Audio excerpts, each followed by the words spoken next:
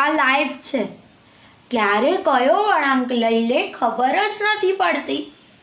તો તેથી જ કંઈક લખ્યું છે કે ખબર નહીં, દિવસો ખરાબ હોય છે કે જે થાય છે તે ખરાબ છે. Life is unpredictable. ક્યારે શું થઈ જાય છે ખબર નથી પડતી. કોઈક વાર ગભરાઈ જાઉં છું કે હું હારી તો નહીં જાઉં ને. પરંતુ પછી થાય છે કે જ્યારે પોતાના પર અતૂટ વિશ્વાસ હોય તો ચાલ ને, આ પણ થઈ જશે. અને દુઃખ તો કોના જીવનમાં નથી હોતું,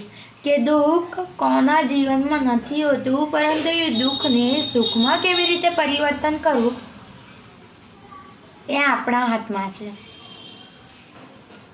તો બસ, જિંદગી એ તો સુખ દુઃખની કહાની છે.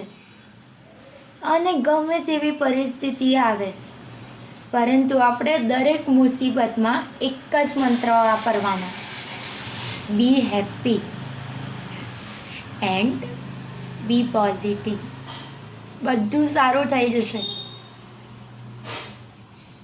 ડોન્ટ વરી, હસતા રહો. એક જ લાઈફ છે યાર.